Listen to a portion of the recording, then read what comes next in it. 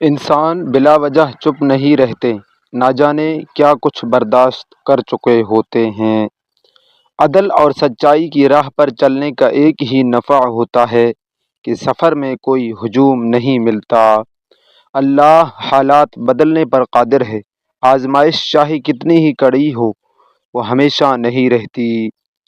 تم جتنا زیادہ خاموش رہو گے، دوسروں کو اتنا ہی زیادہ سننے اور سمجھنے کے قابل ہوگے۔ جو درد تم دل میں محسوس کرتے ہو وہ اصل میں پیغام ہیں، انہیں ذرا غور سے سنو۔ دولت دنیا کی ہو یا ایمان کی، یہ جتنی زیادہ بڑھ جائے انسان کی نیند اتنی ہی کم ہو جاتی ہے۔ گفتگو میں نرمی اختیار کرو، کیونکہ لہجے کا اثر الفاظ سے کہیں زیادہ گہرا ہوتا ہے۔ سخت کلامی سے ریشم جیسے نرم دل بھی پتھر ہو جاتے ہیں۔ اپنے لہجے میں ہمیشہ نرمی اختیار کرو۔ ادب کا دروازہ اتنا چھوٹا اور تنگ ہوتا ہے کہ اس میں داخل ہونے سے پہلے سر کو جھکانا پڑتا ہے۔ جو شخص حرام مال کھاتا ہے اس کے تمام اعضاء گناہوں کی طرف مائل ہو جاتے ہیں، خواہ وہ چاہے یا نہ چاہے۔ اپنے آپ کو کبھی بھی ماضی کا قیدی مت بناؤ، وہ زندگی کا ایک سبق تھا، کوئی عمر بھر کی سزا نہیں تھی۔ عزت اور احترام کے بغیر محبت ایک مذاق سے زیادہ کچھ حیثیت نہیں رکھتی۔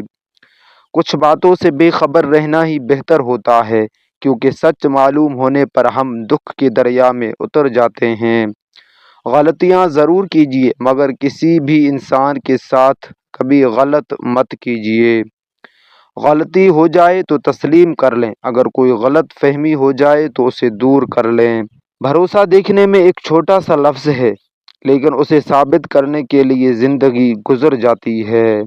سکون انسان کا کمال نہیں، بلکہ یہ صرف رب کی عطا ہے۔ سب سے بہترین صدقہ وہ ہے جو بالکل خفیہ اور چھپا کر رکھا جائے۔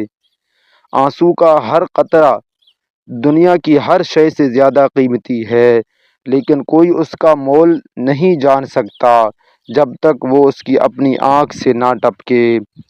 سب سے بہترین وہ لقمہ ہے جسے انسان اپنی محنت اور مشقت سے حاصل کرے۔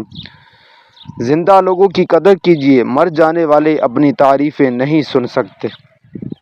زمانے میں سب سے کم سچائی اور ایمان ہے، اور سب سے زیادہ جھوٹ اور فریب ہے۔ بری عادت ایک طاقتور دشمن ہے، اور خواہش پرستی انسان کو ہلاک کر دینے والا ساتھی ہے۔ ہزاروں لوگوں کے سامنے حاجت طلب کرنے سے بہتر ہے کہ حاجت کا پورا نہ ہونا قبول کر لیا جائے۔ جو شخص اپنی قدر خود نہیں کرتا، کوئی دوسرا انسان بھی اس کی قدر نہیں پہچانتا۔ دوسروں کے حالات پر غور کرنے سے انسان کو بہترین نصیحت حاصل ہوتی ہے۔ جو شخص اپنی گفتگو میں شرم و حیا ساتھ رکھتا ہے، وہ اپنے کاموں میں بھی اس سے دور نہیں ہوتا۔ مصیبتوں کا مقابلہ صبر سے اور نعمتوں کی حفاظت شکر گزاری سے کرو۔